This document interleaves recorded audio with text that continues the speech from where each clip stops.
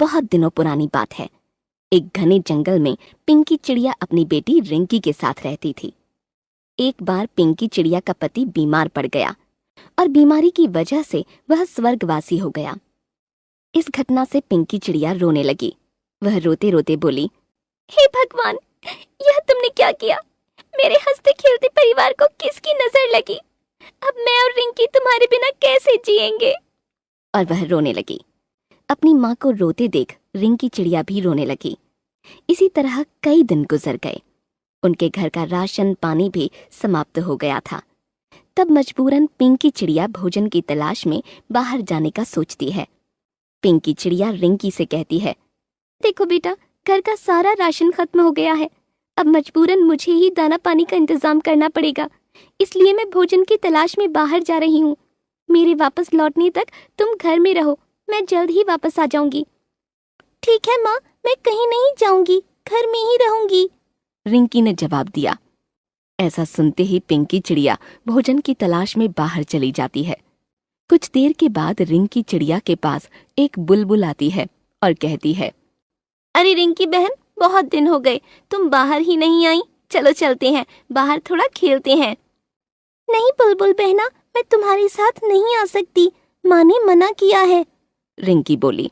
अरे यार रिंकी, माँ से इतना भी नहीं डरना चाहिए। मुझे देखो, मैं भी छुपते छुपाते बाहर आई हूँ। मेरी माँ भी मुझे बाहर नहीं जाने देती। रिंकी को बुलबुल की बातों से हौसला आता है और वे दोनों खेलने के लिए बाहर जाते हैं। बाहर जाकर दोनों मस्त खेलते हैं, बातें करते हैं और इधर उधर घूमते हैं। और माँ के लौटने से पहले रिंकी घर पहुंच जाती है। कुछ देर के बाद पिंकी चिड़िया घर लौट आती है और रिंकी से पूछती है, बेटा, आज तुम घर पर अकेली थी, तुम्हें कोई परेशानी तो नहीं हुई? ये सुनते ही रिंकी माँ से झूठ बोलती है, नहीं माँ, मुझे तो कोई तकलीफ नहीं हुई। माँ, मुझे जोरों की भूख लगी है, लाओ न मुझे भोजन दो। पिंकी चिड़िया उसे भोजन देती है और रिंकी वह खाने लगती है। ऐसे ही दिन कटते गए।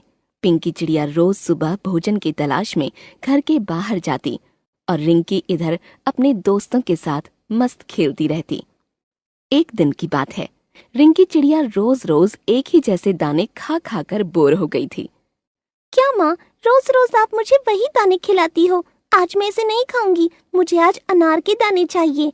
बेटा, आज तुम किसी तरह यह भोजन कर लो, मैं कल किसी तरह तुम्हारे लिए अनार के दाने ले आऊंगी।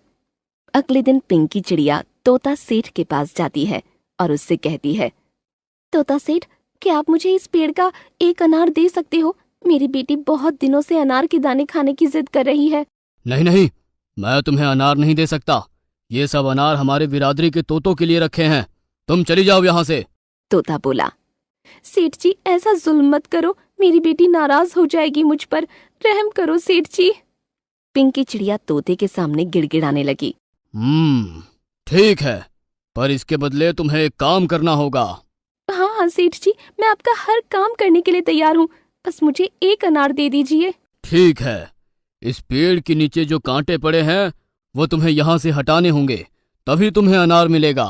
इतना सुनते ही पिंकी चिड़िया पेड़ के निचले टहनी की तरफ पहुंच गई। वहां बहुत सारे कांटे पड़े हुए थे। पिंकी चिड़िया एक एक करके उन्हें हटाने लगी। पिंकी चिड़िया वह कांटे अपनी चोंच में पकड़कर दूर ले जाती और इस तरह से कुछ समय में सभी कांटे वह साफ कर देती है।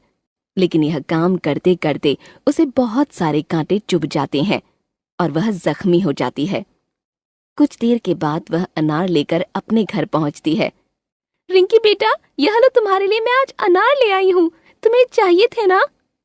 रिंकी चिड़िया वह अनार के दाने खाने लगती है और इधर कांटे चुभने की वजह से जख्मी पिंकी चिड़िया की तबीयत खराब हो जाती है।